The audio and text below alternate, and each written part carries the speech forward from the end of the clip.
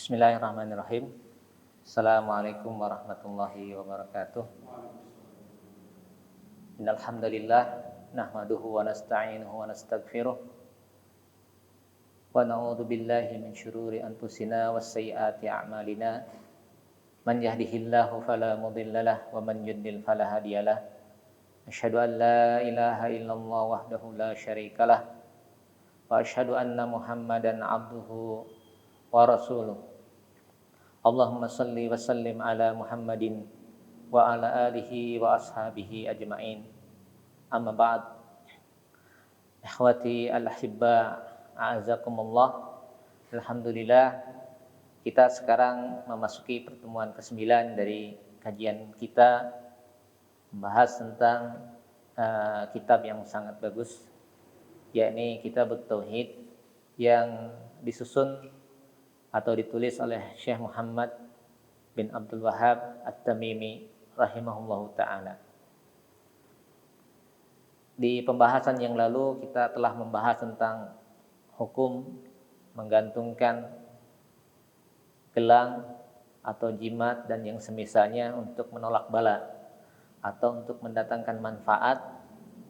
Sekarang kita akan membahas satu bab yang penting juga, kelanjutan dari pembahasan tentang macam-macam bentuk kesyirikan.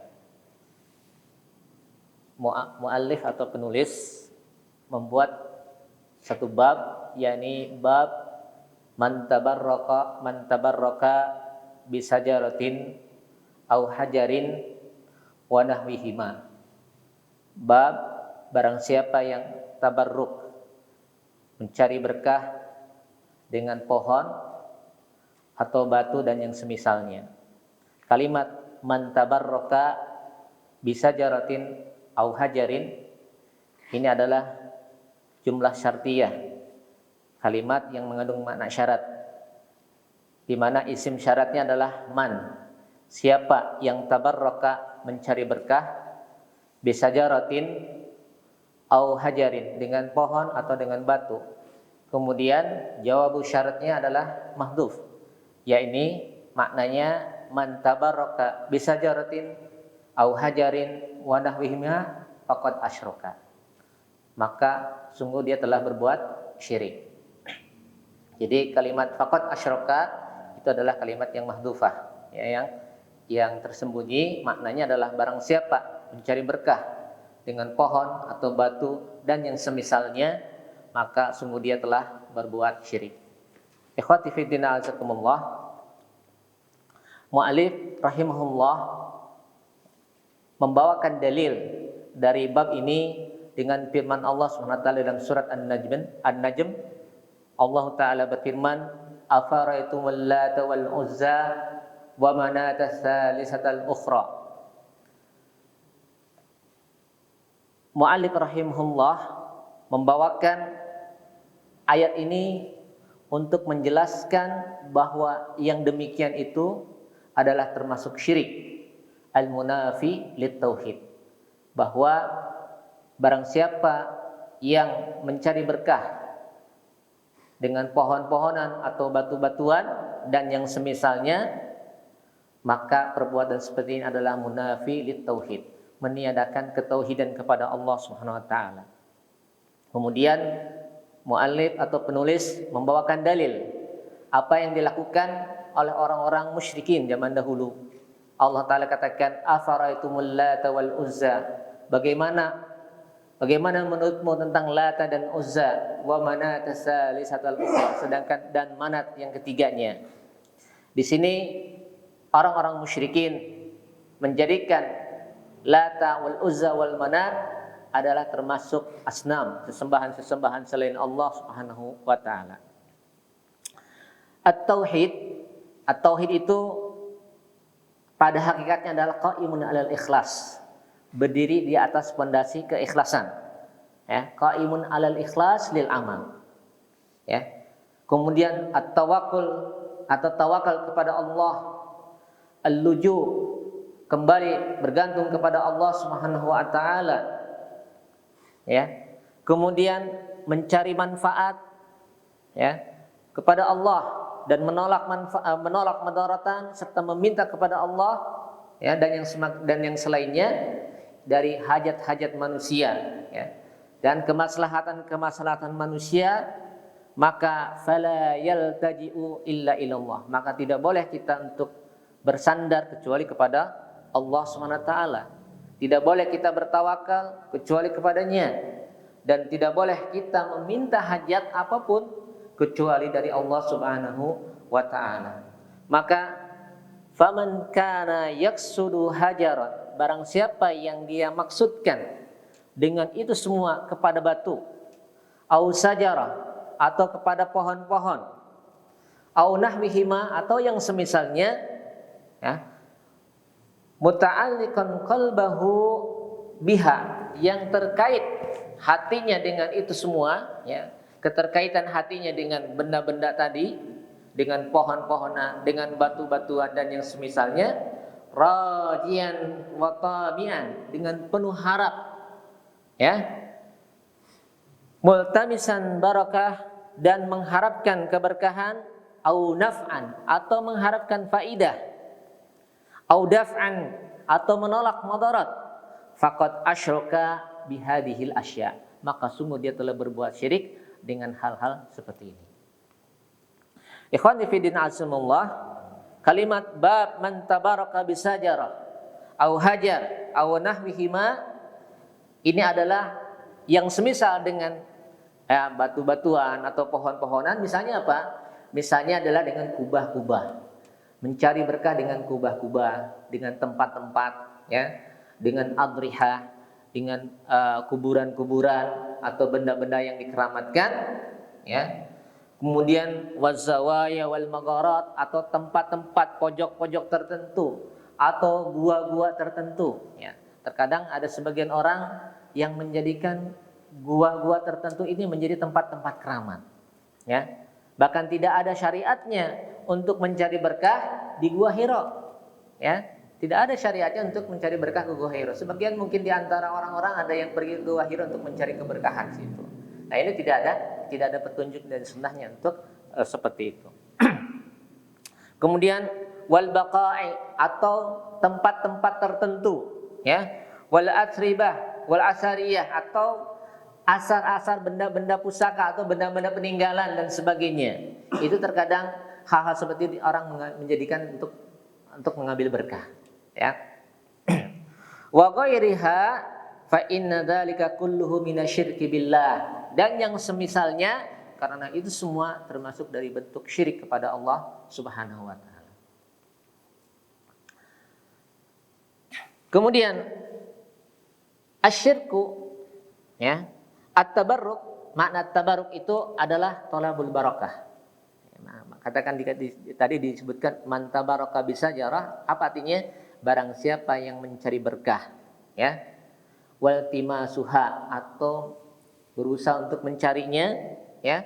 Nah, ini dengan apa? Dengan batu-batuan, dengan pohon-pohonan, dengan benda-benda keramat, atau dengan jejak-jejak peninggalan dan sebagainya ya.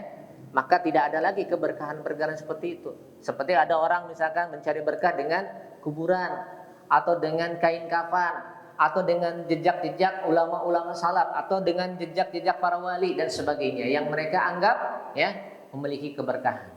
Ya, bahkan Syekh Al-Albani ketika beliau menjelaskan bahwa hadis-hadis ya tentang bagaimana keberkahan Rasulullah SAW. Kita tahu bahwa Rasulullah ludahnya saja ya berkah, ya semua tubuhnya berkah, keringatnya berkah. Itu pun ada pada saat beliau masih hidup. Adapun ketika beliau sudah meninggal, maka itu sudah tidak ada lagi, ya sudah tidak ada lagi sisa-sisa keberkahan tersebut. Yang ada adalah keberkahan dengan mengikuti sunnah Nabi Sallallahu Alaihi Wasallam. Kemudian al-barakah allati tutlabu qad yuqsadu biha al-barakah fis sihah. Ya, kadang berkah itu apa? Misalkan berkah itu terkadang adalah berkah dalam kesehatan. Aul barakah fi al-mal, atau keberkahan itu dalam harta. Ya. Au al-barakah fi al-umur, atau keberkahan dalam umur. Au al barakah fil aulad, atau keberkahan itu dari terhadap dari anak-anak, ya. Au ghairu dzalika, atau yang semisalnya. Jadi terkadang orang itu mencari berkah, maksudnya apa? Ya, berkah umurnya, ya, berkah hartanya, berkah anak-anaknya, ya. Kemudian berkah dalam segala hal yang sifatnya hissi, yang sifatnya fisik. Ya. Ini orang terkadang ingin mendapatkan keberkahan itu ada dengan cara-cara, ya, seperti tadi, ya, melakukan ziarah ke tempat-tempat tertentu. Untuk apa maksudnya? Untuk mencari keberkahan. Biar apa? Biar lancar usahanya, biar hartanya lancar, ya, biar anak-anaknya, ya, berkah, baik-baik dan sebagainya. Yang seperti ini adalah termasuk perbuatan yang mengarah kepada kesyirikan. Bahkan bisa menjatuhkan orang tersebut ke dalam perbuatan syirik. Ikhwan fillah azakumullah, al-barakatu tadullu ala amrayn, bahwa keberkahan itu menunjukkan kepada dua hal, ya. Yang pertama adalah sabatul mawjud, ya. Sabatul mawjud, sesuatu yang ada itu tetap ada, ya. Misalkan hartanya tetap ada, tidak hilang, tidak rusak, tidak binasa dan sebagainya, awet. Nah, berarti kita katakan hartanya berkah. Jadi kalau kita memiliki sesuatu, kemudian harta itu tetap ada, ya, dalam kondisi baik, bermanfaat, ya, kemudian, ya, cukup lama ada pada kita, maka insya Allah harta itu berkah. Kemudian yang kedua, al-barakah ditunjukkan dengan namaihi wa ziyadatihi, dengan bertambah, ya, tumbuh dan bertambah, ya. Jadi kalau harta itu tumbuh dan bertambah, maka itu harta yang berkah, ya. Oleh karena itu harta yang disedekahkan berkah. Kenapa? Karena tumbuh dan bertambah, ya. Kemudian at-tabarruk bis sajar awil hajar wa nahwihima min sana'il musyrikin, bahwa mencari berkah, tabarruk dengan batu-batuan, ya, dengan pohon-pohonan dan yang semisalnya, ya. Yang semisalnya itu apa? Ya, seperti tadi, dengan benda-benda, dengan kuburan, dengan harta-harta peninggalan dan sebagainya, itu termasuk sona'il musyrikin, termasuk perbuatan-perbuatan orang-orang musyrikin. Wa af'ali ahlil jahiliyah, dan perbuatan orang-orang ahlul jahiliyah. Wa tutlaqu hadhil asya' irtibatun qalbi biha bihaitsu yaqsuduha multamisan bi barakatin min jihatiha sawa'un bil tisaqi badanihi biha au mashi yadihi 'alaiha au makanihi au muksuhu at-tawil 'indaha. Tabaruk dengan pohon-pohonan, dengan batu-batuan dan yang semisalnya, ya. Tadi kita katakan itu adalah di antara perbuatan-perbuatan orang-orang jahiliyah, orang-orang musyrikin. Termasuk di antara bentuk model tabaruk itu, ya, di antaranya adalah irtibatun qalbi, ya, keterkaitan hati dengan sesuatu yang dia anggap berkah, ya, yang dia inginkan untuk mendapatkan keberkahan. Bisa dengan, ya, di antaranya dengan iltisaq badanihi, dengan menempelkan badannya, ya. Orang mencari berkah dengan sesuatu, di antaranya apa? Dengan menempelkan badannya, ya. Kemudian atau juga, ya, dengan mengusapnya dengan tangan, ya. Atau juga dengan dia berada di tempat itu dalam waktu yang lama. Itu bentuk-bentuk mencari berkah, ya. Jadi bentuk mencari berkah itu ada dengan mengusap-usapnya dengan tangannya, ada dengan menempelkan badannya, ya, di tempat tersebut, atau dia diam di tempat itu dalam jangka waktu yang lama, i'tikaf. Nah, itulah di antara bentuk-bentuk mencari berkah. Ya.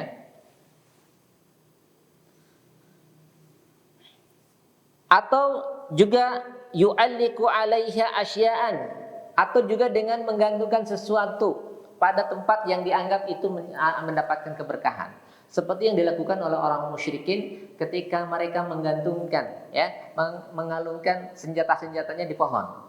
Supaya apa? Supaya mendapatkan keberkahan, dari pohon tersebut. Imma siyabahu aw silahu, atau bisa juga menggantungkan pakaiannya atau senjatanya atau sesuatu dari barang-barangnya. Itu di antara bentuk model mencari berkah. Oleh karena itu Umar ibn Khattab radhiyallahu anhu, ketika beliau mencium Hajar Aswad, kemudian manusia memperhatikannya, lalu beliau dengan suara keras beliau mengatakan, inni a'lam annaka Hajar, sesungguhnya aku tahu bahwa engkau adalah Hajar, la tanfa'u wa la tadur, tidak akan memberikan manfaat dan juga tidak akan memberikan madarat. Kata Umar, falaula anni ra'aitu Rasulullah sallallahu alaihi wasallam yuqabbilu ma qabaltu. Kalaulah aku tidak melihat Rasulullah menciummu, aku tidak akan mencium. Perhatikan di sini. Perbuatan Umar radhiyallahu anhu mencium Hajar Aswad bukan dalam rangka mencari berkah dengan Hajar Aswad. Ini harus dipahami. Tetapi apa yang menjadi alasan kenapa Umar mencium Hajar Aswad? Kata Umar, innaka inni a'lamu annaka la tanfa' wa la tadur. Aku tahu engkau tidak akan memberikan manfaat dan juga madarat. Kalaulah aku tidak melihat Rasulullah menciummu, aku tidak akan menciummu. Jadi apa dasarnya Umar mencium Hajar Aswad? Semata-mata ittiba'an li sunnah li Rasul sallallahu alaihi wasallam. Semata-mata karena ittiba, mengikuti sunnahnya Rasulullah sallallahu alaihi wasallam, beliau mencium Hajar Aswad. Jadi jangan ada anggapan mencium Hajar Aswad atau mengusap rukun Yamani pada saat kita umrah itu adalah dalam bentuk mencari berkah. Mungkin orang-orang melakukan hal-hal seperti itu mengkiaskan dengan apa yang dilakukan Rasulullah dan para sahabatnya. Wallahu a'lam bishawab. Ada orang mencari berkah ke kuburan, kemudian dia usap-usap kuburannya. Kenapa usap kuburan? Rasul Umar juga pernah mencium Hajar Aswad, mengusap rukun Yamani, maka dia kiaskan dengan amalan seperti itu. Padahal apa? Umar melakukan seperti ini adalah falaula anni ra'aitu Rasulullah sallallahu alaihi wasallam yuqabbilu maka bantu. Apa alasannya? Beliau melihat Rasulullah mencium. Dan perbuatan Umar bin Khattab mencium Hajar Aswad itu semata-mata perbuatan ubudiyah, perbuatan ritual ibadah yang sama sekali tidak ada kaitannya dengan berkah yang ada di dalam batu tersebut. Semata-mata apa? Ubudiyah mahdhah, semata-mata ubudiyah saja, praktek ibadah. Yang kita tidak tahu apa hikmah di balik mencium Hajar Aswad tersebut. Dan Umar tidak bertanya kepada Rasulullah, ya Rasulullah, limadha qabalta Hajar Aswad? Kenapa engkau mencium Hajar Aswad? Apa yang dilakukan oleh para sahabat adalah at-taslim wattiba, tunduk dan ittiba. Itu mereka para sahabat.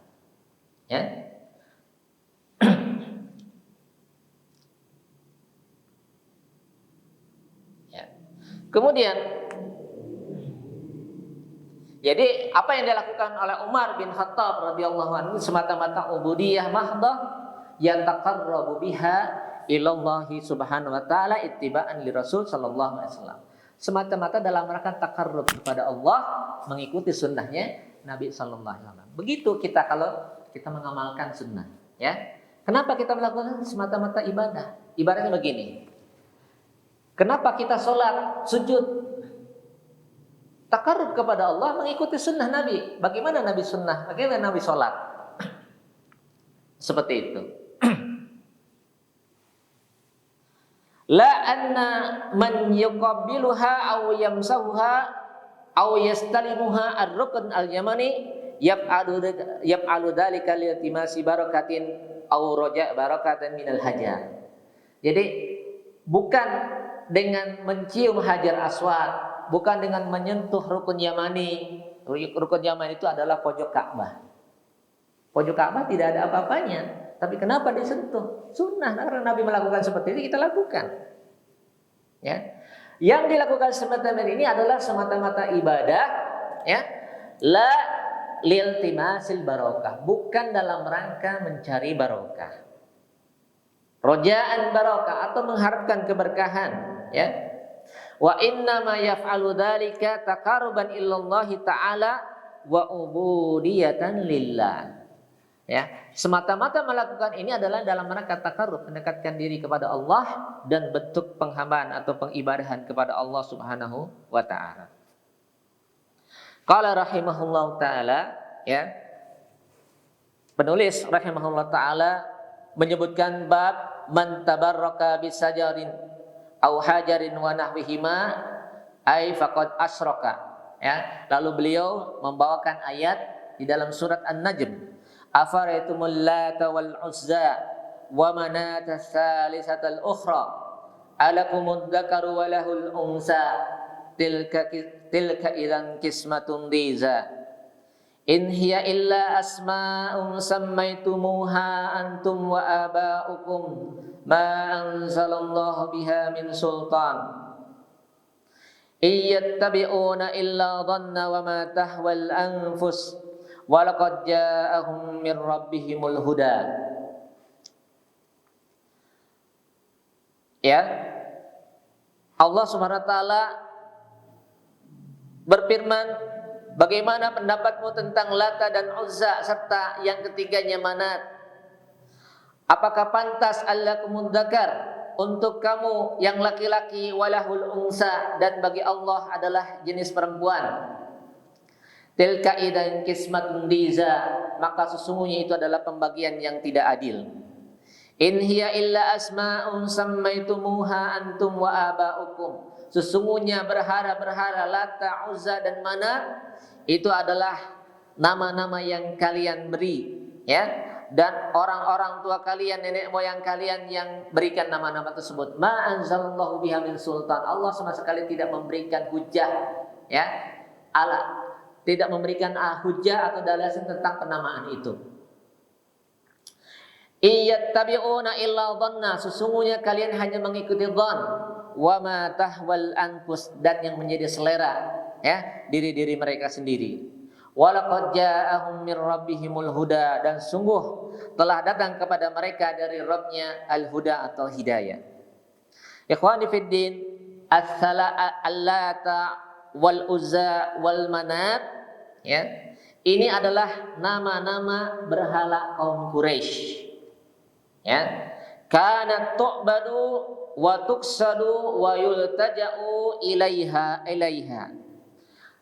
Tiga berhala ini, ya, mereka ibadahi, mereka jadikan tempat kembali atau sandaran, ya. Wa tusarrafu ilaiha bi anwa'il ibadah, dan diperuntukkan kepada mereka dengan berbagai macam ibadah. Apa diantaranya? Ibadah mereka menyembelih kurban, ibadah mereka tawaf, ibadah mereka zikir, ya. Mereka selalu menyebutkan nama-nama berhala ini.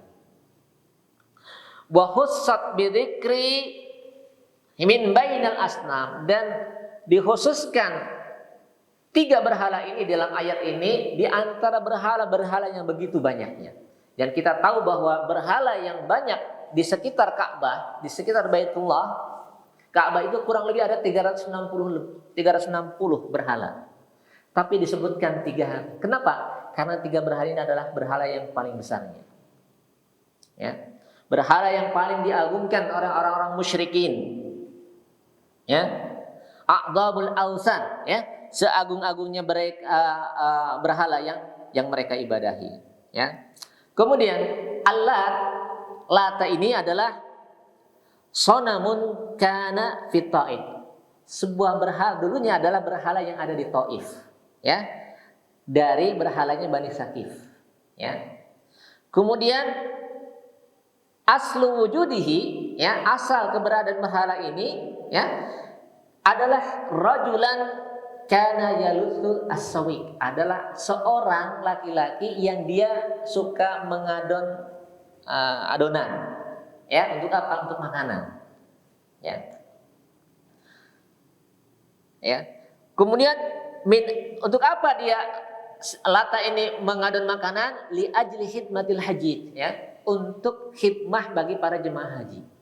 Jadi Lata ini adalah seorang lelaki yang dia suka mengadon makanan, ya, kayak bikin adonan itu kan. Nah, kemudian adonan itu digunakan untuk memberi makan orang-orang yang haji. Artinya apa? Orang ini dikenal dengan karom, dengan kemurahan hatinya, ya, selalu memberikan makan kepada jemaah haji. Ini adalah di antara kebiasaan-kebiasaan orang jahiliyah dahulu. Ya, wa yaf'alu dzalika ala wajhil ihsan. Tentunya Lata ini, ya, orang tersebut melakukan seperti itu adalah dalam bentuk perbuatan ihsan, ya, berbuat baik. Wa urifa bihadza, dan dikenallah Lata ini dengan perbuatan seperti itu.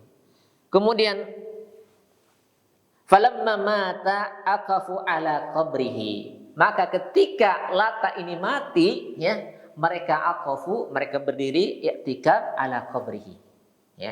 Itu sejarahnya. Ya, Lata ini adalah seorang lelaki yang soleh, yang baik, ya, yang dia punya sifat dermawan, ya, memberi makanan orang-orang yang haji, ya. Kemudian ketika Lata ini meninggal, ya, lalu mereka menjadikan kuburannya tempat i'tikaf, wa ja'aluhu ma'budan lahum, dan mereka menjadikan orang-orang musyrikin itu sebagai sesembahan bagi mereka. Wa aqafu ala sakhrah, ya. Di riwayat yang lain disebutkan bahwa Lata ini adalah batu, ya, yang dijadikan tempat untuk membuat adonan tadi. Jadi batu yang digunakan untuk membuat adonan kue, ya, itu dikenalnya itu. Sebagaimana disebutkan di dalam riwayat Al-Bukhari, ya. Kemudian Nabi sallallahu alaihi wasallam, ya, arsala Al-Mughirah bin Syu'bah. Nabi sallallahu alaihi wasallam mengutus Al-Mughirah bin Syu'bah untuk apa? Untuk menghancurkan Lata ini, ya. Kemudian faqata'ahu wa akhraqal asya, ya. Lalu Mughirah bin Syu'bah memutusnya, ya, mematahkannya dan membakar segala sesuatu yang ada di situ, hatta fama baqiya lahu min ayu wujud, sampai tidak ada satupun bekas-bekasnya, ya. Ini. Kemudian yang kedua, Al-Uzza. Al-Uzza ini adalah sajarah. Kana yaksuduha al-musyrikun wa yataji'una ilaiha, ya. Al-Uzza ini adalah pohon yang dijadikan oleh orang musyrikun tempat mereka iltija, ya, bersandar kepadanya, tempat mereka meminta berkah dan sebagainya. Kemudian wa yataqarrabuna ilaiha, dan tempat mereka untuk taqarrub, mendekatkan kepada Allah dengannya, ya. Fa arsala ilaiha, ya, ba'dal Fatih Khalid ibn al-Walid. Lalu setelah hari Fathu Makkah, Rasulullah SAW mengutus Khalid bin Walid untuk apa? Untuk menghancurkan atau membakar pohon ini, ya. Faqata'ahu wa akhraqal makan wa lam yadkhulaha ayyu wujud, ya. Kemudian Khalid ibn Walid, ya, membakar tempat itu, ya, dan mematahkan, ya, berhala Uzza itu, ya, sampai tidak ada bekas apapun di sana. Wa kana laha sya'nun azim, ya. Uzza ini memiliki peran yang sangat besar indal musyrikin, ya. Ya, bagi orang-orang musyrikin memiliki satu hal yang spesial, ya. Kenapa? Ta'alluqun biha fi yaumi ma'rakati Uhud, yang mereka sangat tergantung hatinya dengan berhala tadi. Sehingga pada waktu perang Uhud, ya, Abu Sufyan wa man ma'ahu mengatakan, ya, Abu Sufyan dan teman-temannya mengatakan, lana Uzza wa la Uzza lakum. Bagi kami ada Uzza, sedangkan bagi kalian gak punya Uzza. Maka Rasulullah SAW memerintahkan para sahabatnya untuk menjawabnya, ya. Allahu maulana fala maula lakum. Sesungguhnya Allah adalah maula kami, ya. Allah adalah pelindung kami, la maula lakum. Tidak ada maula bagi kalian, ya.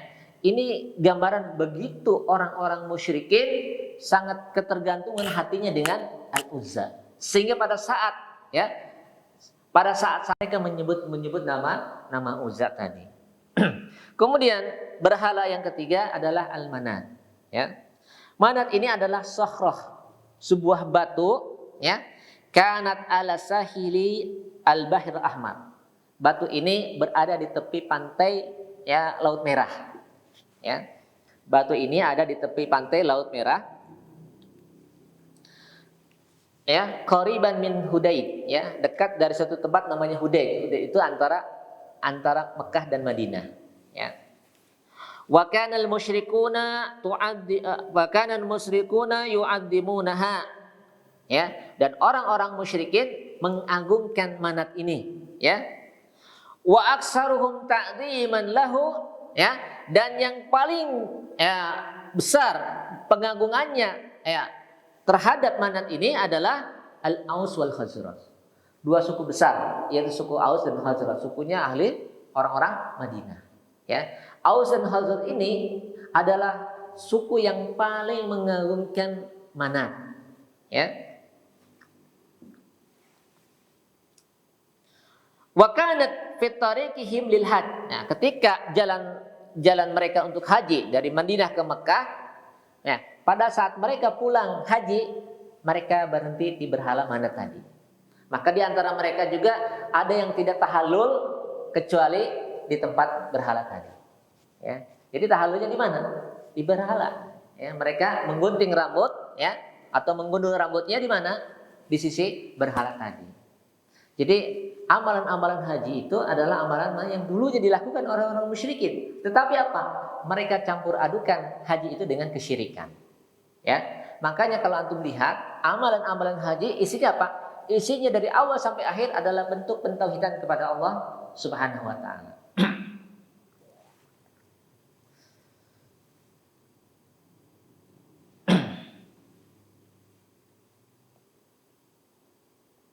Ya, di antara bentuk syiddatu ta'dhimihim litilka sanam, di antara bentuk pengagungan orang-orang musyrikin terhadap berhala tadi adalah di antaranya wa yaqufuna indahu ba'dal haji, ya. yakni orang-orang musyrikin mereka diam lama di tempat berhala tadi, di tempat manat tadi. Bahkan mereka tidak mencukur rambutnya, tidak melakukan tahallul kecuali di sisi berhala tersebut, ya. Kemudian ikhwan fillah azakumullah, kalau kita perhatikan di sini Allah SWT menjelaskan 3 hal yang dilakukan yang menjadi tempat-tempat kesyirikan oleh orang-orang musyrikin. Yang pertama adalah Lata, yang kedua adalah Uzza, dan yang ketiga adalah Manat. Lata itu apa? Orang, ya. Kemudian yang kedua, ya, Uzza. Uzza itu apa? Pohon. Yang ketiga Manat. Manat itu apa? Batu. Orang, pohon, batu.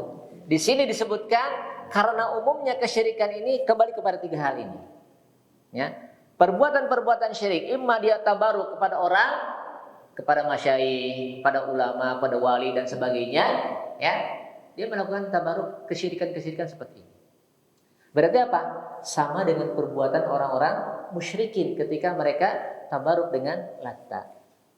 Lata itu adalah seorang yang dikenal kebaikannya, dikenal kemulahannya, ya, suka memberikan makan bagi jamaah haji, ya. Saking dia itu terkenalnya, maka ketika mati orang merasa kehilangan, kemudian i'tikaf di sisi kuburannya. Bahkan kuburannya dijadikan tempat orang untuk mencari berkah. Nah, kira-kira yang seperti ini sama enggak keadaannya dengan orang-orang yang pergi ke kuburan fulani, ya? Kemudian dia i'tikaf di situ, dia berdiam lama di situ, kemudian dia dekatkan tubuhnya, dia usap-usap kuburannya. Untuk apa? Mencari berkah. Ya, tidak ada bedanya antara perbuatan mereka dengan perbuatan orang-orang musyrik. Kemudian yang kedua adalah pohon-pohonan. Betapa banyak orang yang, ya, merasa takut dengan ada pohon-pohon tertentu, kemudian jadikannya dia mengagungkan, menganggap ada sesuatunya dari pohon tersebut. Sehingga orang-orang musyrikin, ya, mereka menjadikan pohon-pohon tertentu sebagai tempat mencari berkah. Bisa nggak ada perbuatan orang mencari berkah dengan pohon-pohonan? Ada. Ya. Bahkan ada yang namanya pohon keramat. Ya. Di kampung-kampung itu sering ada pohon keramat. Kenapa pohon keramat? Berarti ada sesuatu karomahnya, ada sesuatu keluar biasaannya. Ya, jadikan orang datang ke situ mencari berkat atau dia merasa takut dengan pohon itu. Nah, ini berarti apa? Sunnahnya orang-orang terdahulu, sunnahnya orang-orang musyrikin diikuti. Kemudian yang ketiga adalah hajar, batu-batuan. Ya, batu-batuan juga sama. Ya, dijadikan tempat untuk mencari berkah. Lalu ada subhat yang mengatakan begini. Kenapa orang umat Islam menyembah Ka'bah? Karena Ka'bah itu batu. Kenapa umat Islam mencium Hajar Aswad? Hajar Aswad batu hitam. Kenapa umat Islam mengusap rukun Yamani ketika umrah? Padahal itu cuma batu saja, kayak tiang seperti ini. Berarti apa yang dilakukan seperti itu dipraktikkan dengan kehidupan yang lain, sisi-sisi yang lain. Padahal apa? Ma anzalallahu biha min sultan. Allah tidak menurunkan dalil tentang hal itu. Ya. Kalau mengusap rukun Yamani ada dalilnya. Mana dalilnya? Rasulullah mengusapnya ketika umrah. Kalau mencium Hajar Aswad ada dalilnya, Rasulullah menciumnya. Ya. Kemudian Umar pun menciumnya. Kenapa? Karena melihat Rasulullah mencium, bukan dalam rangka mencari berkah. Karena apa? Keberkahan itu hanya dari Allah Subhanahu wa ta'ala. Keberkahan itu adalah dengan kita mengikuti sunnahnya Rasulullah Sallallahu Alaihi Wasallam. Itu adalah keberkahan. Maka asar-asar tentang keberkahan fisik jasad Nabi Sallallahu Alaihi Wasallam itu sebatas ketika beliau masih hidup. Adapun setelah beliau meninggal, maka sudah tidak ada lagi ya asar-asar yang seperti itu atau keberkahan-keberkahan itu ada. Ya. Makanya kenapa kubur Nabi Sallallahu Alaihi Wasallam itu dijaga? Karena kalau tidak dijaga, ya mungkin sangat banyak orang yang berebutan untuk mengusap kuburannya Nabi Sallallahu Alaihi Wasallam. Itu pun dengan diteralis seperti itu masih banyak orang yang berharap ya untuk bisa menyentuh kuburnya Nabi Sallallahu Alaihi Wasallam. Kalau kita perhatikan banyak nggak orang yang melakukan seperti itu? Banyak sekali. Ya.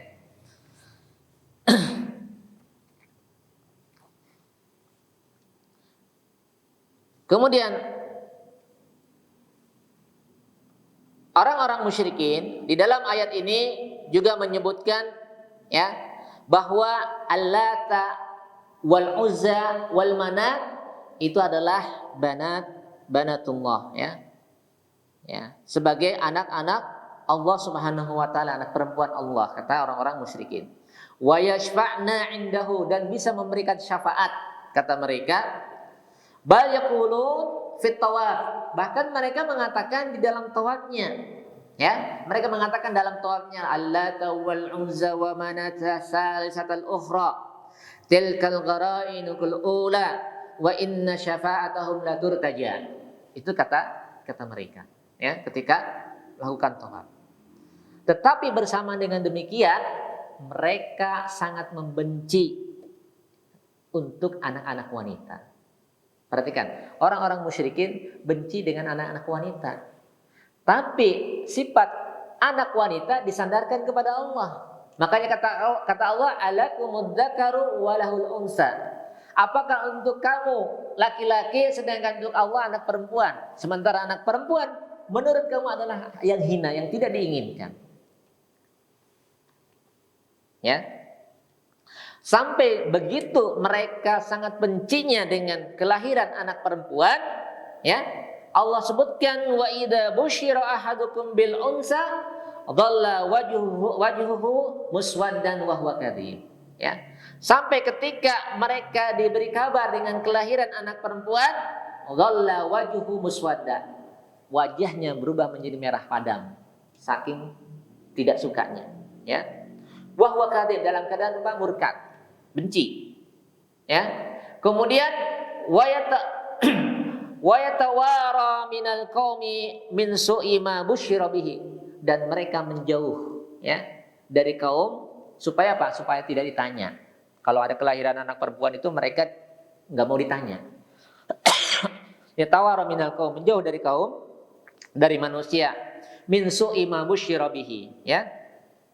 Ayumsikuhu ala hun au yadussuhu fi tarab, ya. Apakah mereka akan menahan anak wanita itu dalam keadaan dia merasa hina karena memiliki anak wanita, au yadussuhu fi turab, atau dia memasukkannya atau menguburkannya di dalam tanah. Ala sa'a ma yahkumun, maka sungguh jeleklah keputusan mereka tersebut. Dan juga orang-orang musyrikin, ya, idza badat zaujatuhu fi talaq waqtul wiladah, jika istrinya itu mau melahirkan, ya, mereka menggali lubang di tempat melahirkannya itu, menggali lubang yang dalam. Begitu anak perempuan yang keluar, langsung tuh, begitu keluar langsung masukkan lubang, langsung dikubur. Tidak memberikan ruang waktu untuk hidup itu janin atau bayi tersebut. Ya. Jadi mereka udah siapkan. Jadi ketika ada lahiran itu mereka langsung menggali lubang tuh di tempat kelahirannya itu. Kalau misalkan ternyata yang keluar perempuan, langsung masukin lubang, ya. Kalau laki-laki mereka ambil seperti itu, ya. Atau di antara mereka ada yang menahannya, ya, menahannya 5 atau mungkin sampai 6 tahun usianya, ya. Begitu sudah besar 5-6 tahun, ya, dia tidak langsung dibunuh, tetapi diajak jalan-jalan, ya. Bahkan ada di antara mereka mengatakan kepada istrinya, kepada ibunya, anaknya ini dipakein baju yang bagus, dihias, kemudian dikasih minyak wangi, kemudian diajak pergi. Seolah-olah apa? Seolah-olah dia mau diajak tamasya, seolah-olah diajak rihlah, jalan-jalan. Nah, begitu sampai di padang pasir, ya, mereka sudah siapkan lubang, ya. Kemudian perintahkan kepada anaknya, coba lihat tuh, katanya.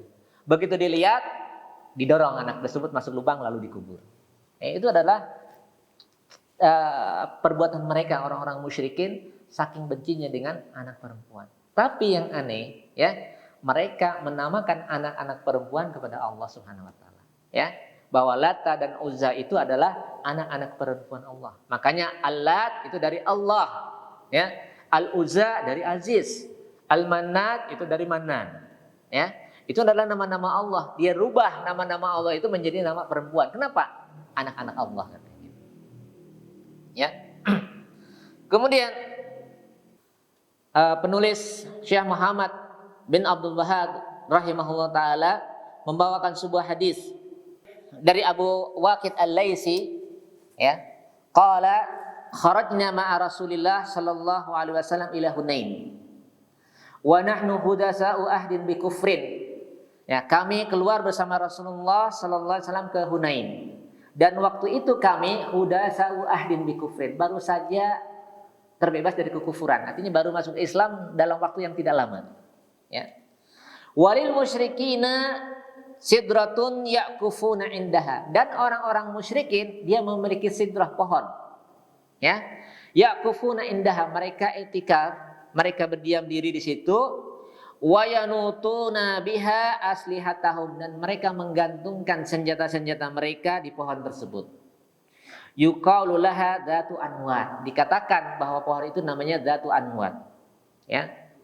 Pamararna bisidratin fakulna, lalu kami melewati pohon tersebut, ya, pohonnya orang-orang musyrikin, lalu kami katakan kepada Rasulullah, ya, ij'al lana dzata anwatin, ya Rasulullah, jadikanlah untuk kami dzata anwat, kama lahum dzatu anwat, sebagaimana orang-orang musyrikin memiliki dzatu anwat, itu pohon tadi, ya. Faqala Rasulullah sallallahu alaihi wasallam, Allahu akbar, kata Rasulullah, Allahu akbar.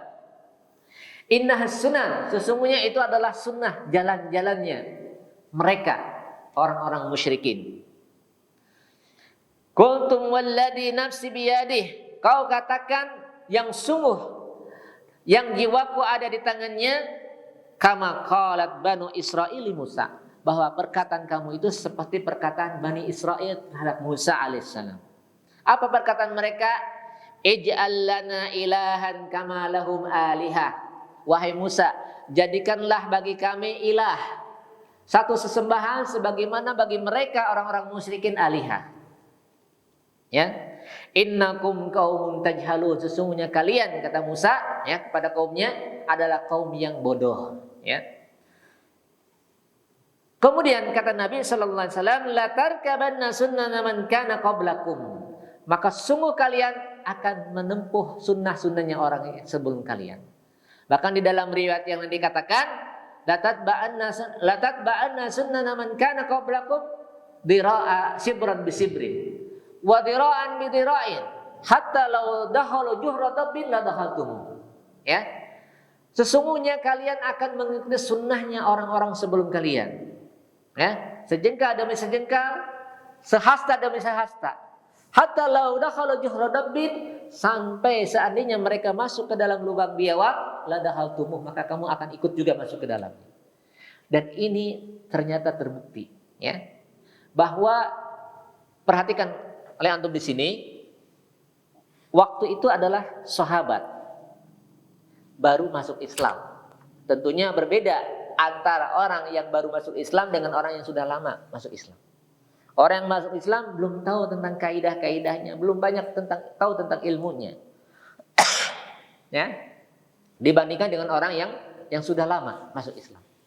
Ya. Makanya mereka mengatakan mereka seperti ini karena apa? Karena ketidaktahuan. Tapi bersama dengan itu, ya, mereka menyampaikan udurnya, ka nahnu hudasa'u bi kufrin, menyampaikan udurnya, tapi Rasulullah mengingkarinya. Sampai Rasul mengatakan Allahu Akbar, Allah Maha Besar. Ya. Bentuk-bentuk di dalam riwayat dikatakan subhanallah, ya. Ada yang mengatakan Allahu Akbar, ada yang mengatakan subhanallah. Ini apa? Ketika melihat sesuatu perkara yang sangat besar. Ya. Di mana orang-orang para sahabat waktu itu meminta apa? Meminta kepada Rasulullah untuk dijadikan satu pohon sebagaimana mereka orang-orang musyrikin memiliki pohon untuk apa? Untuk mencari berkah. Ya. Kata Nabi, innaha sunan, sesungguhnya itu adalah sunnah, ya. La tarkabana sunnana man kana qablakum, sesungguhnya engkau akan mengikuti sunnahnya orang-orang sebelum kalian. Nah, hadis ini, ya,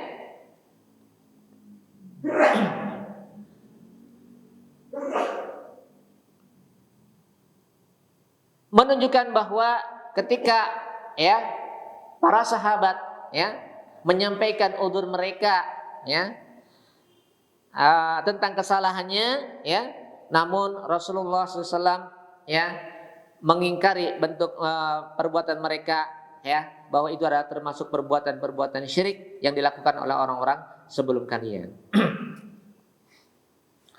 Nah, di sini coba antum perhatikan, ya, orang-orang musyrikin, ya, mereka mencari keberkahan dengan apa? Dengan pohon.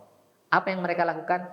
Mereka gantungkan senjata-senjata mereka dengan harapan apa? Setelah digantungkan, senjata itu akan memberikan keberkahan, kemanfaatan kepada dia ketika berperang. Ya. Kira-kira yang seperti ini banyak enggak yang dilakukan oleh orang? Banyak juga yang dilakukan oleh orang. Melakukan yang kurang lebih yang kurang lebih maknanya hampir sama, ya. Mereka misalkan dengan mengusap-usap senjatanya dengan sesuatu atau memperlakukan sesuatu yang dia anggap itu adalah keberkahan, ya. Ini seperti yang dilakukan oleh orang-orang musyrikin, ya. Mereka menggantungkan senjata itu, ya, pada saat mereka berperang, dan itu diingkari.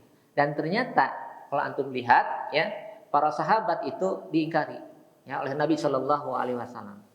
Ya, padahal mereka itu adalah orang-orang yang memiliki keutamaan. Apa keutamaan mereka? Yang pertama, mereka bertemu dengan Nabi Shallallahu Alaihi Wasallam, suhbah dengan Nabi Shallallahu Alaihi Wasallam, bersahabat dengan Nabi.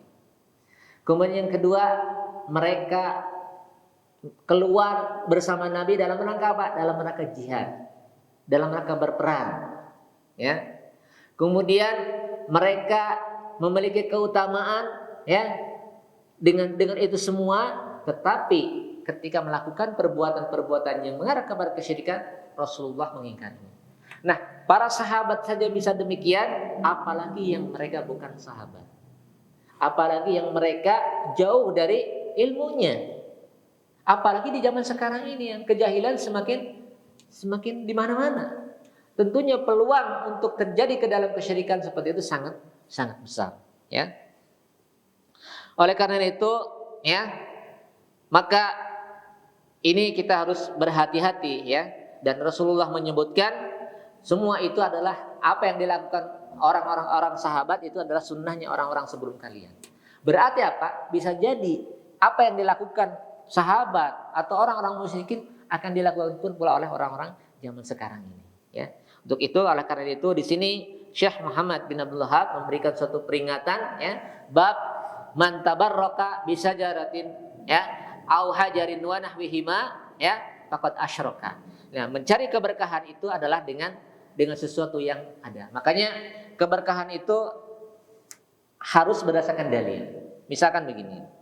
Pertama, mencari keberkahan dengan masjid. Boleh tidak? Dengan masjid mencari keberkahan. Kita pergi ke Masjid Nabawi, kita pergi ke Masjid Haram untuk mencari berkah. Berkah dengan apa? Dengan ibadah. Karena apa? Ada dalilnya, ada. Apa dalilnya? Salat di Masjid Nabawi dan salat di Masjid Haram dilipat gandakan. Berarti Pak, tadi kan berkah itu adalah an-nama wa ziyadah. Ya, berkembang dan terus bertambah banyak. Maka ketika kita salat di Masjidil Haram, salat di Masjid Nabawi, berkah. Tempat yang diberkahi. Ya, maka yang seperti itu boleh. Ya, kita mencari keberkahan dengan apa? Dengan ibadah di tempat itu. Kenapa? Karena ada dalilnya. Lalu kalau orang mencari keberkahan dengan ibadah di tempat tertentu yang tidak ada dalilnya, diyakini di situ memiliki kedudukan yang luar biasa, ya. Sekarang orang jauh-jauh pergi ke tempat fulani misalnya. Untuk apa? Sana ziarah. Mengapain? Jadi keberkahan. Ya. Tentunya ini adalah masuk ke dalam perbuatan syirik kepada Allah Subhanahu wa taala. Kenapa? Karena Allah tidak ya, menjadikan tempat itu sebagai tempat yang diberkahi. Ya. Kemudian di sini ada beberapa pelajaran yang bisa kita ambil ya. Yang pertama tafsir ayatun najmi, tafsir ayat surat An-Najm. Itu tadi ya. Apa namanya? Afaraitumul Lata wal Uzza wa Manata tsalitsatal ukhra alakumud dzakaru walal unsa tilka idzan qismatun dhiza. Ya. Itu ayat tafsirnya bagaimana bahwa Lata dan Uzza serta Manat itu adalah berhala-berhala yang sangat diagungkan oleh orang-orang musyrikin, ya. Di mana berhala-berhala itu disebutkan tiga itu mewakili keseluruhan. Dan karena apa? Karena tiga berhala ini adalah yang paling besarnya dan yang paling diagungkan oleh orang-orang musyrikin. Kita lihat Lata ini adalah induk ujungnya kepada manusia. Maka ketika orang mengagungkan Lata, ya, bagaimana halnya dengan orang-orang yang mencari berkah kepada orang-orang, ya, kepada manusia yang dianggap wali, ya, yang dianggap orang soleh, ya, atau dengan dan sebagainya. Padahal itu tidak ada contohnya kita untuk mencari keberkahan dari orang tersebut.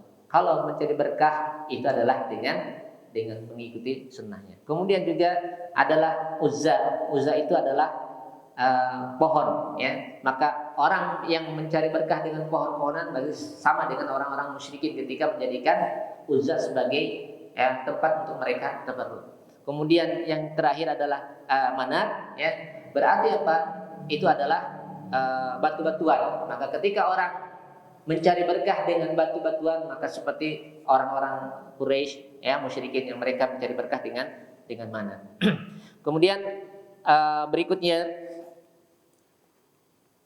yang kedua adalah ma'rifatus suratul amri alladhi talabuhu, ya, yaitu mengetahui surah yang merupakan perintah yang mereka cari, yaitu talabu haula'i alladzina kanu ma'an nabi sallallahu alaihi wasallam walladzina dzakara khabaruhum Abu Waqid fi hadza al hadis, ya, yaitu perintah, ya, yang dalam hadis Abu Waqid itu tentang bagaimana perintah Nabi sallallahu alaihi wasallam untuk, ya, menjauhi dari sunnah-sunnahnya orang-orang musyrikin, ya, ketika mereka menjadikan orang-orang soleh, ya, yang sudah mati kemudian kuburannya yang mereka muliakan, mereka agungkan, mereka tempat mencari berkah, atau menjadikan pohon-pohonan dan batu-batuan untuk mencari berkah dan seterusnya. Itu adalah perbuatan yang orang-orang musyrikin yang itu Rasulullah untuk peringatkan dari hal itu. Kemudian yang ketiga adalah kaunuhum lam yaf'alu Ai lam yattahidu ibtida'an sajarah wa yadhabuna ilaiha wa yu'allikuna 'alaiha aslihatahum wa inna ma talabu faqad qalu ij'al lana, ya. Wa ma'a dzalika qala Nabi sallallahu alaihi wasallam qultum walladzi nafsi biyadihi kama qala qaum Musa li Musa ij'al lana ilahan kama lahum aliha. Jadi keadaan mereka para sahabat itu mereka tidak melakukan. Ini harus dipahami bahwa mereka para sahabat tidak melakukan tabaruk dengan pohon-pohonan. Mereka hanya sebatas minta. Ya. Ya, mereka hanya sebatas minta kepada Rasulullah ij'al lana ya data anwat kama lahum datu anwat. Ya, hanya semata-mata minta dan tidak melaksanakan. Ya. Kenapa? Karena Rasulullah SAW melarangnya dan mencegahnya dan memperingatkannya. Bahkan beliau mengatakan, ya walladzi nafsi biyadihi innaha sunan, ya, demi yang jiwaku di tangannya, ya, kata Rasulullah innaha, ya, kama qala qaum Musa li Musa, bahwa itu adalah seperti perkataan Musa terhadap kaumnya Musa terhadap Musa alaihissalam. Kemudian yang keempat, qaunahum qasadu at-taqarrub ila Allah bidzalika lidhannihim annahum yuhibbuhu. Dan bahwa para sahabat, ya, mereka memaksudkannya itu adalah untuk taqarrub kepada Allah, ya. Dengan apa? Dengan memiliki datu anwat tadi, ya. Ij'al lana data anwat, ya. Apakah maksud mereka adalah untuk menyelisih agama? Tidak, ya. Maksud mereka meminta itu untuk apa? Untuk mencari taqarrub kepada Allah Subhanahu wa taala. Sama seperti orang-orang musyrikin, ya. Mereka beribadah kepada berhala-berhala itu apa? Mana'buduhum illa liyuqarribuna ilallahi zulfa. Kami tidak mengibadahi mereka kecuali apa? Agar bisa mendekatkan diri kami kepada Allah dengan sedekat-dekatnya. Nah, para sahabat melakukan seperti itu adalah dalam rangka untuk taqarrub kepada Allah. Tetapi itu kemudian dicegah oleh Rasulullah sallallahu alaihi wasallam. Kemudian yang kelima, annahum idza jahalu hada fa ghairuhum aula bil jahli. Bahwa apabila mereka para sahabat, ya, merasa jahil dengan ini, maka selain para sahabat tentunya lebih-lebih lagi mereka tidak tahu. Jadi wajar, ya, kalau misalkan di antara kaum muslimin sekarang ini ada yang tidak tahu. Para sahabat saja dulu pernah tidak tahu, ya. Kemudian yang keenam, anna lahum minal hasanat wal wa'd wal maghfirah ma laysa li ghairihim. Bahwa perlu diketahui bahwa bagi para sahabat mereka memiliki hasanat, memiliki kebaikan. Apa kebaikannya para sahabat? Li'annahum sahabatun ashabun Nabi sallallahu alaihi wasallam akramahumullahu bi suhbatihi. Allah muliakan para sahabat ini dengan apa? Dengan berteman dengan Nabi sallallahu alaihi wasallam. Wa akramahum bil khuruj ma'ahu lil qital.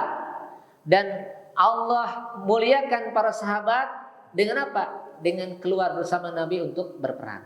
Jadi keluarnya para sahabat berperang bersama Nabi itu adalah bentuk kemuliaan yang mereka dapatkan.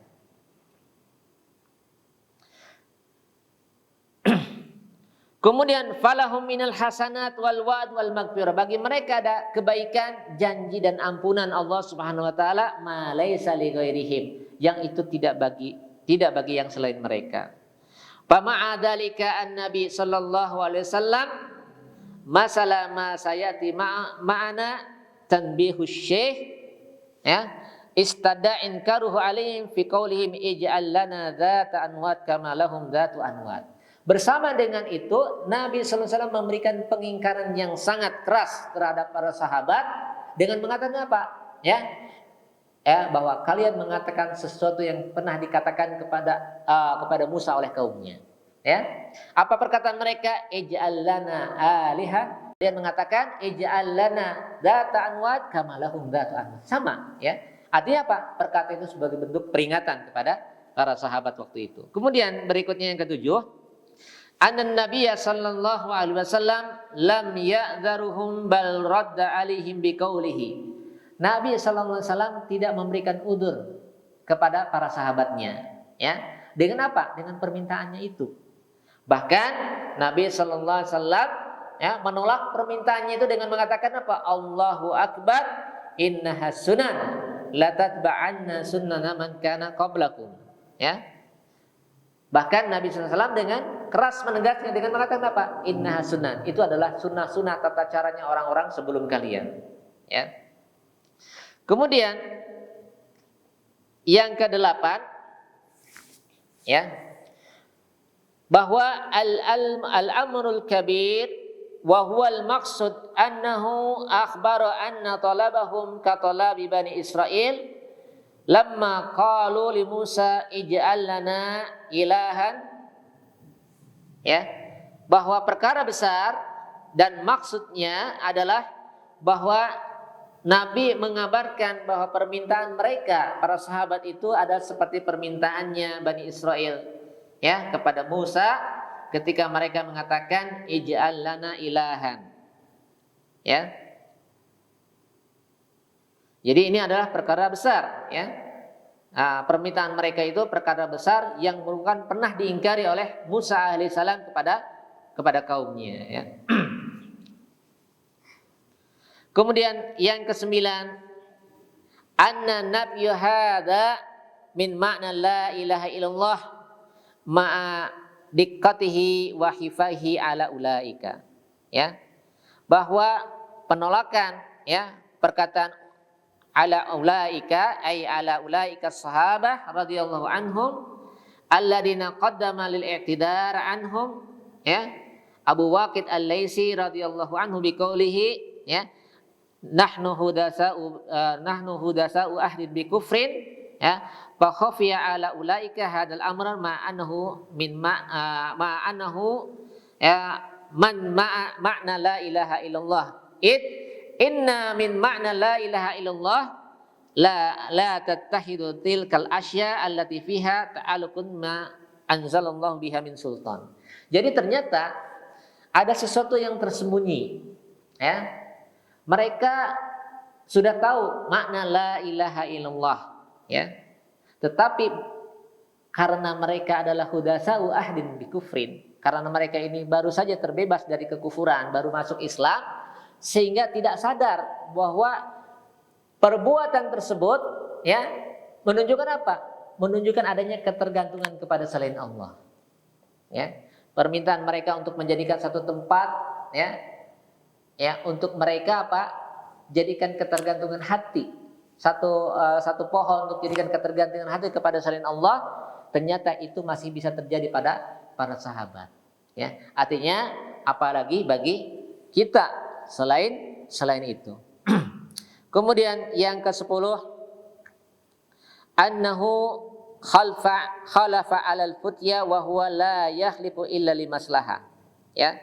Bahwasanya Nabi sallallahu alaihi wasallam, ya, ketika berfatwa, ya, halafa 'alal futya, beliau bersumpah ketika berfatwa, ya, dengan mengatakan kultum walladzi nafsi biyadih, demi yang, ya, jiwaku di tangannya.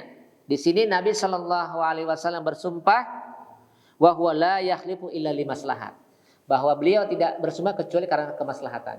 Jadi perkara bersumpah itu jangan sampai kita terlalu mudah dalam bersumpah. Apa-apa saja kita bersumpah, dalam hal yang sepele kita bersumpah, ya, wallahi dan sebagainya. Padahal kalau kita lihat Nabi sallallahu alaihi wasallam beliau bersumpah dalam perkara yang betul-betul ada maslahatnya. Apa maslahatnya? Ketika Rasulullah menolak bentuk kesyirikan yang hampir mau dilakukan oleh para sahabat. Ya. Apa bentuknya? Walladzi nafsi biyadih, ya. Demi zat yang jiwaku di tangannya. Itu Nabi bersumpah dengan nama Allah. Ya. Kapan Nabi bersumpah? Ketika melihat kemaslahatan. Jadi kalau kita ada melihat maslahat, boleh kita bersumpah. Tapi kalau tidak ada maslahatnya atau hal-hal yang biasa saja, tidak perlu kita untuk mempermudah dalam bersumpah. Kemudian yang ke-11, anna syirka fihi akbarun wa asghar li'annahum lam yartadu bihada. Bahwa syirik itu ada akbar dan asghar. Kenapa? Karena li'annahum, para sahabat, lam yartadu bihada. Mereka tidak murtad dengan sebab ini. Dengan sebab apa? Dengan sebab permintaan mereka untuk, ya, dibuatkan Dzatu Anwar. Ya. Jadi perbuatan ini tidak sampai kepada perbuatan syirik akbar. Jadi kemarin kita sudah katakan bahwa ketika disebutkan faqad asyraka itu sifatnya umum, ya, sifatnya umum. Tetapi kalau keyakinannya itu adalah kepada selain Allah, ya, selain Allah yang memberikan manfaat dan mudarat, maka itu jelas syirik akbar. Tetapi kalau hanya mengatakan ini adalah sebab, ya, untuk mendapatkan kemanfaatan, padahal sebab itu tidak ada dalilnya dan itu tidak memberikan pengaruh apapun, maka itu adalah perbuatan syirik asghar. Kemudian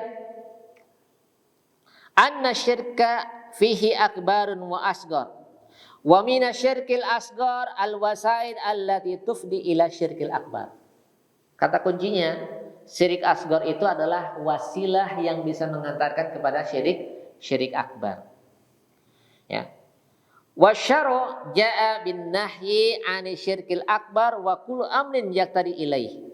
Dan dalam syariat ini, ya, menunjukkan, ya, larangan itu dari syirik akbar dan setiap perkara yang bisa mengantarkan kepada syirik akbar tersebut.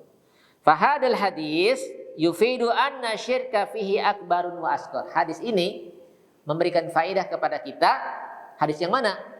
Hadis Abu Laid, ya, hadis yang tadi, ya, kisahnya para sahabat ini menunjukkan bahwa ada syirik akbar dan ada syirik kecil. Li'annahum lam yartadu bihada, karena mereka para sahabat tidak menjadi murtad dengan sebab ini. Berarti apa? Perbuatan mereka syirik itu adalah syirik asghar. Kenapa? Karena bisa menyebabkan kepada syirik akbar. Nah, syirik yang bisa mengantarkan kepada syirik akbar itu namanya syirik asghar. Nah, syirik akbar itu tidak menyebabkan murtad dari agama. Ya. Li'annahum lau irtadu la talabu minhum Nabi sallallahu alaihi wasallam ayyujaddidu al-iman wa an yantiqu bisyahadatain. Karena seandainya kalau itu adalah murtad, maka Nabi pasti minta kepada sahabat untuk memperbaiki imannya dan mengucapkan kembali 2 kalimat syahadat, ya. Kemudian yang ke-12, qauluhum wa nahnu hudasa ahdin bi kufrin fihi anna ghairuhum la yajhal dzalika, ya. Jadi perkataan Abu Waqid, ya.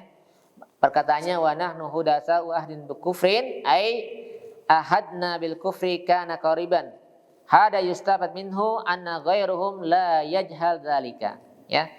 Bahwa perkataan kami, ya, baru saja masuk Islam, ya, terbebas dari kekufuran, ini memberikan faedah kepada kita bahwa selain para sahabat la yajhal dzalika, yakni, ya, mereka yang tahu, ya, yang bagus keimanannya, yang dalam ilmu agamanya, ya, dan yang sudah lama masuk Islam, ya, dan sudah lama beriman, la yajhal dzalika, mestinya tidak jahil dengan perkara itu. Jadi apa yang dilakukan para sahabat itu karena mereka apa? Baru masuk Islam. Berarti kalau orang yang sudah lama Islamnya semestinya tidak jahil dengan hal seperti itu, ya. Walihada inna ma hasala hada talab min haula alladzina qaddama Abu Waqid anhum hadal i'tidar bi qoulihi wa nahnu hudasa wa ahdin bi kufrin, ya. Oleh karena itu, ya, hadis ini, ya, menunjukkan bahwa baru saja masuk terbebas dari kekufuran, lam yastau'ib ba'dal Islam, ya, bitafasilin wa khafaihi, maka ini menunjukkan mereka tidak mengetahui, ya, secara detail, ya, bahkan itu terluputkan dari mereka, tidak tersadari, ya, yang tentunya karena apa? Karena sebab mereka, ya, baru masuk Islam itu. Artinya ini apa? Orang yang sudah lama la yujhal. Orang yang sudah lama sudah mengenal Islam, sudah masuk syahadat, mestinya tidak jahil dengan perkara itu. Makanya kalau ada orang yang masih melakukan seperti itu, ya, udzur mereka sama enggak dengan udzur sahabat? Tidak, ya, karena mereka sudah lama dengan keislamannya. Kemudian yang ke-13, ya. At-takbir inda ta'ajub khilafan liman karihahu, ya. Ketika kita merasa ta'ajub, ya, takjub, ya, merasa heran, merasa ini, ya, maka kita disunahkan untuk melakukan takbir, ya. Karena Nabi sallallahu alaihi wasallam, ya, beliau mengucapkan Allahu Akbar ketika takjub, ketika heran dengan perkataannya para sahabat, ya, ya. Dengan perkataannya apa? Perkataannya meminta sesuatu yang tidak dibayangkan oleh Nabi sallallahu alaihi wasallam. Fahadha fihi jawazut takbir inda ta'ajub khilafan liman kariha dzalika. Ini menunjukkan bolehnya kita takbir ketika kita takjub atau heran, ya. Berbeda dengan orang-orang yang tidak menyukainya. Kemudian yang ke-14 adalah saddud darai, ya. Menutup pintu celah, ya.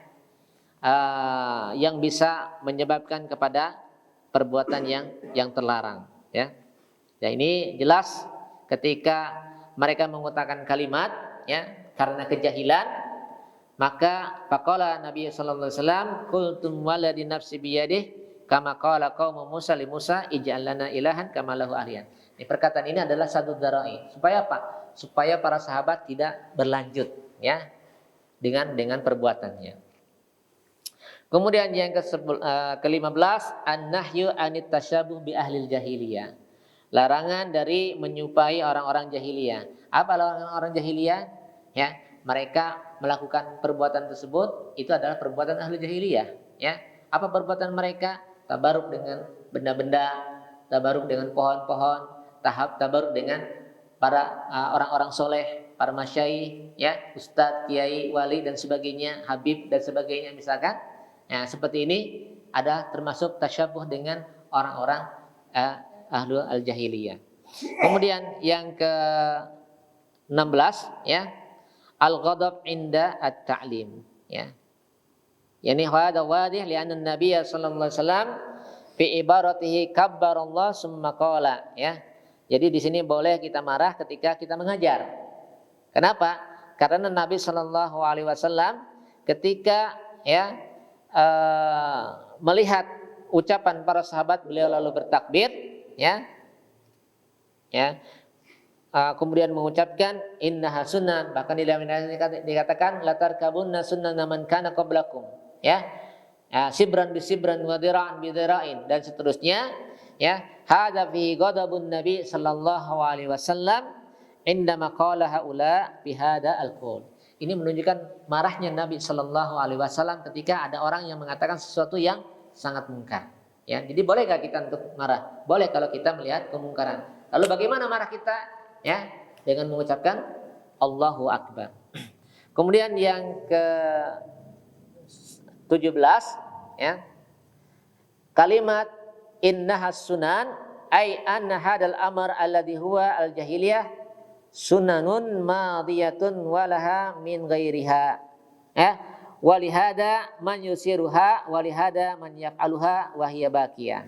Jadi apa yang ada innaha sunan ini berarti apa? Perbuatan itu pasti ada contoh-contoh sebelumnya, ya. Nanti ada contoh-contoh sebelumnya, ya. Nabi sallallahu alaihi wasallam memperingatkan hal ini, ya, kepada umatnya, anna an yasna'u sun'al jahiliyah aw yaf'alu af'alahum, untuk melakukan perbuatan-perbuatan jahiliyah atau yang menjadi kebiasaan-kebiasaan mereka. Kemudian yang ke-18, anna hada ilmun min a'lamin nubuwah likaunihi waqa'a kama akhbara, ya.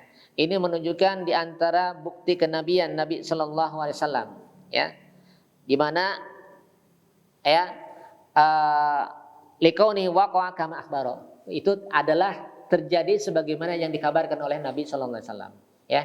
Nabi mengatakan la tatba'na sunnana man kana qablakum sibran bisibrin dan seterusnya, ternyata terjadi pada sahabat ketika itu, ya, ketika Abu Waqid meriwayatkan hadis ini. Artinya perkataan Nabi sallallahu alaihi wasallam itu adalah sebelumnya dan ternyata terjadi, ya. Ya, seperti Nabi mengatakan innaha sunan, ya. Kemudian juga mengatakan la tarkabunna sunnana man kana qablakum. Hada ikhbarun an amrin mustaqbal. Ini adalah pemberitaan tentang perkara yang akan datang. wa waqa'a kama akhbara salawatullah wasallamuhu alaihi, dan ini terjadi sebagaimana dikabarkan oleh Nabi sallallahu alaihi wasallam. Fakana dzalika ilman min a'lamin nubuwatihi sallallahu alaihi wasallam. Ini menunjukkan bukti kenabian Nabi sallallahu alaihi wasallam. Kemudian yang ke-19, anna kulla ma dammallahu bihil yahud wan nasara fil Qur'an annahu lana. Ya. Bahwa semua yang dicela ya Allah Subhanahu wa taala terhadap orang Yahudi dan Nasara di dalam Quran, maka itu celaan juga buat kita. Jadi celaan terhadap Yahudi dan Nasrani ya, itu celaan juga buat kita. Makanya apa?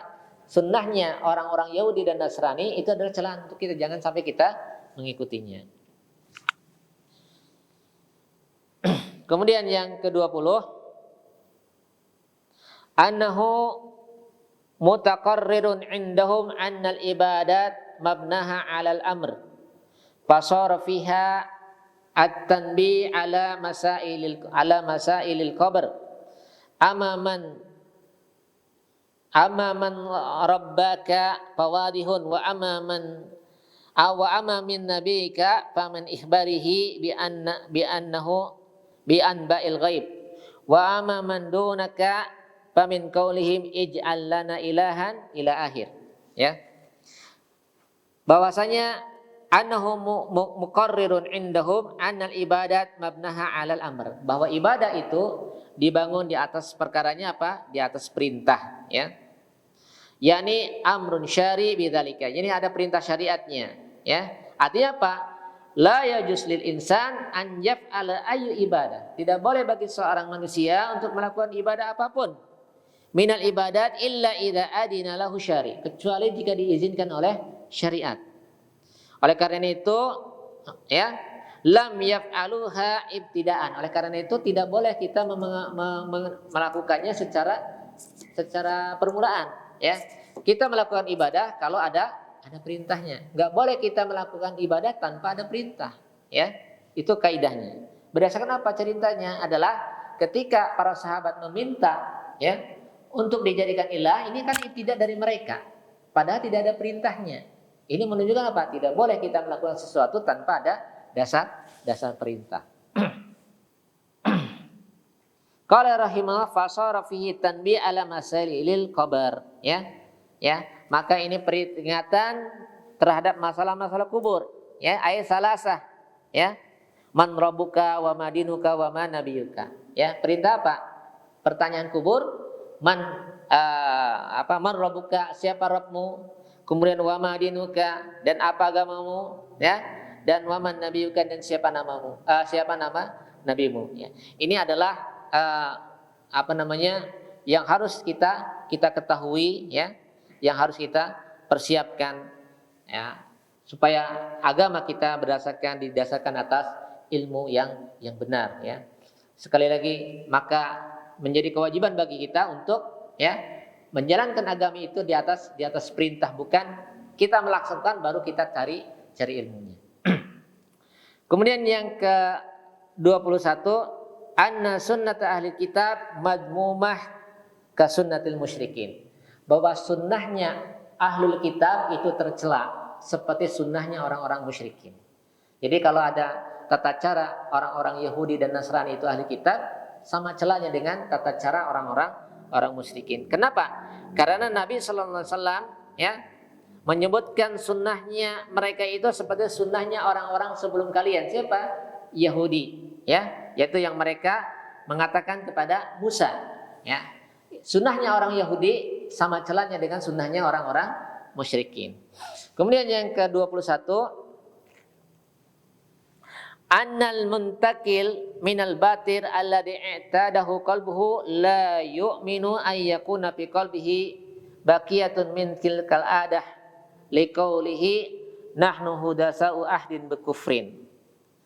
Hadhihi faidah saminah jiddan, ya. Ini adalah faidah yang sangat bermanfaat sekali, ya. Di sini penulis menutup masalahnya dengan bab ini, yaitu apa, Pak?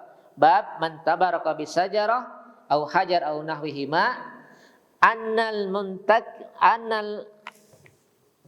anal muntakil minal batil, bahwa sesuatu yang diambil dari kebatilan, ya, ya, ini yang biasa dikerjakan oleh manusia, ya, yang manusia cenderung kepadanya, la yu'minu an yakuna fi qalbihi baqiyatun min tilkal ada. Ya. Ini tidak akan merasa bebas, ya, bahwa itu akan terus ada. Ya. Akan terus ada. Oleh karena itu, ya, di antara perkataannya Abu Waqid yang mengatakan nahnu hudasa'u ahdin bi kufrin, ya. Maka, ya, yang diambil dari kebatilan ini, ya, yang ada di dalam hatinya ketika masuk kepadanya kebenaran, la yu'minu an yakuna fihi syai'un minar rawasib aul baqaya allati min aqidatihi qabla, ya, hidayatihi ilal haq. Jadi kebatilan itu tetap ada sebelum adanya hidayah kepada kebenaran. Jadi sesuatu yang terbiasa di dalam hati, kalau tidak ada hidayah, maka sesuatu itu pasti akan ada. Nah, apa yang dilakukan oleh para sahabat itu adalah kebiasaan yang sudah ada sebelumnya. Ya, kalau tidak dengan adanya hidayah, maka sesuatu itu tidak mungkin akan hilang. Ya, oleh karena itu pentingnya bagi kita, ya, untuk betul-betul, ya, mencari ilmu, betul-betul meminta hidayah kepada Allah Subhanahu wa taala untuk memberikan taufik kepada kita dari apa yang kita lakukan. Karena bisa jadi apa yang kita lakukan menjadi kebiasaan batin kita, kebiasaan hati kita, ya, ternyata sulit hilangnya ketika orang itu baru masuk Islam pun masih tetap ada. Artinya apa? Satu hal yang biasa kita lakukan itu bisa jadi masih akan tetap ada kita lakukan. Kalau seandainya tidak karena hidayah, maka mungkin sesuatu itu akan tersamar bagi kita. Ini menunjukkan bahwa, ya, orang yang berpegang teguh dengan Islam, maka bagi kita penting untuk selalu meminta hidayah kepada Allah Subhanahu wa taala agar kita diteguhkan dan diberikan petunjuk. Apa yang kita lakukan ini adalah sesuai dengan sunnah Nabi Sallallahu Alaihi Wasallam. Saya kira mungkin ini yang bisa kita berikan di dalam kesempatan kali ini, ya, pembahasan tentang hukum, ya, mencari berkah kepada batu-batuan, pohon-pohonan dan yang semisalnya, misalkan tempat, ya, tempat-tempat keramat, ya, atau benda-benda keramat atau benda-benda yang diyakini, ya, turun temurun, benda pusaka dan sebagainya, ya, ya, tentunya keyakinan-keyakinan ini masih kita dapati, ya, di masyarakat kita, ya. Banyak tradisi-tradisi, ya, yang dilakukan oleh masyarakat kita, apa contohnya misalkan, ya, ada tradisi-tradisi nenek moyang dengan mengkeramatkan benda-benda tertentu yang dibuka pada waktu-waktu tertentu orang berdatang ke satu untuk mencari keberkahan, ya. Ini tentunya harus dihindari bagi kita yang sudah mempelajari tauhid, bahwa itu ternyata adalah sunnahnya orang-orang terdahulu, ya. La tatba'anna sunnana man kana qablakum. Kata Nabi sallallahu alaihi wasallam, niscaya kalian akan mengikuti sunnah-sunnahnya orang-orang sebelumnya. Ingat, sunnah-sunnah orang sebelumnya itu, jika itu adalah sunnahnya orang-orang Yahudi atau Nasrani atau sunnahnya orang-orang musyrikin, maka semua itu adalah peringatan buat kita untuk tidak kita ikuti. Wassallallahu ala nabiyina Muhammadin wa ala alihi wa sahbihi ajmain. Subhanakallahumma wa bihamdika asyhadu an la ilaha illa anta astaghfiruka wa atubu ilaik. Assalamualaikum warahmatullahi wabarakatuh.